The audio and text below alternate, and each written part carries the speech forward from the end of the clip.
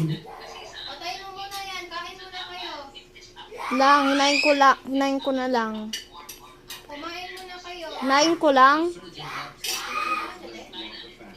Wala. Hinain ko lang dyan, di mag-anti-TV yan.